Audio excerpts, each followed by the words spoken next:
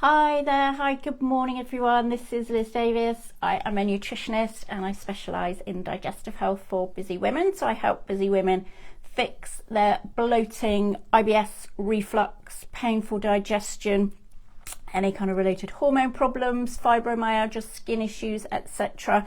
And I do this with state-of-the-art gut testing, hormone testing, and any other testing that we need. And then use diet, lifestyle and supplements, etc. to bring things nicely back into balance for you and get you feeling as you should do again. So one of the most common things I hear people complaining about is they've changed their diet, they're eating super healthily now, but still they're getting really bad symptoms. So what is going on there? So for example, you may have cut out processed foods, which of course is a good thing anyway. You may have started cooking from scratch and choosing what you believe to be are really healthy options. But the unfortunate thing is it doesn't seem to be alleviating any of your symptoms at all. You can still be dealing with bloating, reflux, unpredictable, painful digestion, etc. And that then kind of puts you off going out to eat in restaurants, you lose confidence about going on holiday, all that kind of thing. So it can turn into a real nightmare. But it's also very frustrating when you can look at other people and other people are eating exactly what they want to and they're not suffering like you are, but you are, really making an effort with your diet and still, getting all these debilitating symptoms.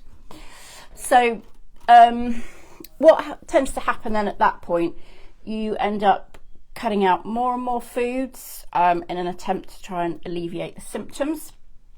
Sometimes the foods that you cut out will work for a little while. For example, like onions would be a good example there. You cut onions out of your diet and you don't get any symptoms for a long time, maybe 2 or 3 weeks, it's all fine. And then it all comes back again. So you end up thinking, oh my God, what's going on here? And then ultimately you just end up feeling like you maybe not making enough effort, or you're not, there's something that you're doing wrong and you can't quite put your finger on it. But really it's not about trying harder and it's not about being more restrictive either. And this is because one of the biggest misconceptions around gut problems are that they're always caused by food intolerance, or it's always something that you're eating which is causing the issue. But very often it's not the case. Sometimes it's the case, but not always. Maybe 80% of the time it is not the case at all.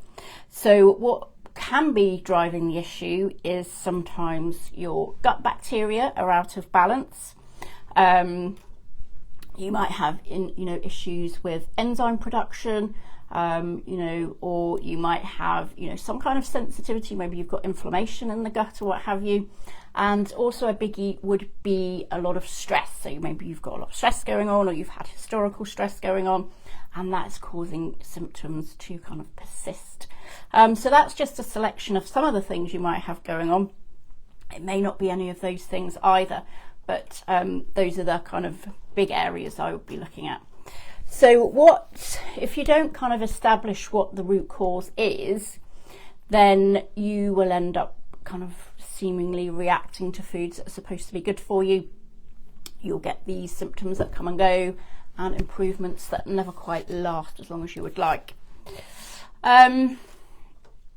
So for example, as I did a video a few weeks ago about caffeine and how sometimes caffeine can be a trigger for some people but not others.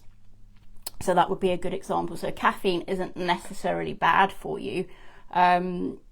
Like high fiber foods as well are not necessarily bad for you, but if you suddenly start eating a lot of high fiber foods, sometimes that can trigger symptoms. So those foods, yes, they're very healthy for you if you can process them. If we don't know what your gut is doing with the food once you've eaten it, then it could be that yes, you're eating all these very high fiber foods, but they're causing symptoms for you because your gut's just not processing them properly. If your gut's feeling a little bit beleaguered, there's something going on. Those very high fiber foods, or spice or caffeine or whatever, can just be too much for it to process at that particular point in time. Also can end up giving you issues like where you feel fine one day and then, you know, you'll be eat exactly the same food the following day, and still, you know, you end up getting these symptoms coming back again, making you feel very uncomfortable. So the key takeaway here is that if you're eating well, if you're changing your diet, if you're adapting, it doesn't mean that you're doing anything wrong. If you're still getting symptoms, it just usually means there's something else going on, and we need to establish what it is in order for you to overcome them properly. So if you would like any help with that, if you want help establishing what is going on with your gut, then just pop me a DM and I can get some more information over to you. Otherwise, if you found this useful, do like and share, and I shall see you next time. Okay, bye.